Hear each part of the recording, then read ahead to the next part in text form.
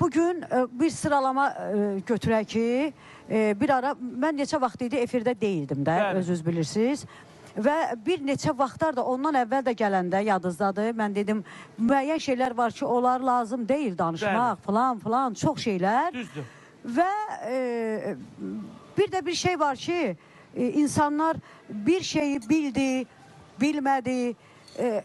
Xoşlar gəlir ittihamdan, xoşlar gəlir hamının nəysə güya yalandan, dırnaq arası danışmaqdan. İndi bir dənə birazdan yox elə bir dənə şey var, o mən sizə danışacağım.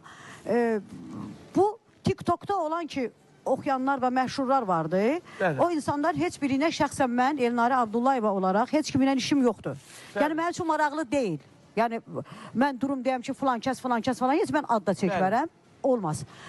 Amma onları bu efirlərdə görəndən sonra, bax, mən bir şey deyim də, mən elə bir ki, bütün əziyyətlərimə, zəhmətlərimə, çəkdiyim o zülümlər ki, var deyil ki, əzzabla ki, gəldik buraha, onlar elə bir ki, o qədər hayıfsiləndim və gözümdən düşdü televiziyalar. Niyə düşmədi televiziya mən? Mən sizdən üzr istəyirəm buna görə. Estağfurullah, mənim gözümdən televiziyalara, bax, bu səhnə var ha, mən keçən dəfə dedim başqa bir efirdə. Burada əyləşməkdən ötürü dərimiz qabığımızdan çıxdı oğlum. Zülümlər, zillətlər çəkdik. Neynədik? Ansambullardan məşqlər elədik. Sabah, axşam durmadan tarkamançalarla filan ancaq mütləq gəlməliyik, səsi göstərməliyik. Saat 8-də Azərbaycan Milli Televiziyamızda saat 8-də səhər proqram başlayırdı.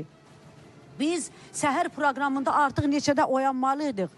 O səs normasına düşməliydi və hansı tanallıqda oxumalıydıq ki, biz orada özümüzü and olsun Allaha ki, o efirlərə çıxdığımız vaxtlar var ha. Orada ki, o keçirdiyimiz o həyacan var, heç kimin başına gəlməsin. İndikilər elə rahat əyləşir. Oradan bura o qədər rahat gəlirlər. Burada o qədər rahat əyləşirlər. Mən keçən dəfə dedim, orada əyləşmək məsuliyyətdir. Televiziya olaraq orada əyləşmək şərəfdir. Orada əyləşmək sənətdir. Orada əyləşmək Azərbaycandır. Orada əyləşmək Azərbaycan xalqı deməkdir. Mədəniyyəti deməkdir, tərbiyəsi deməkdir.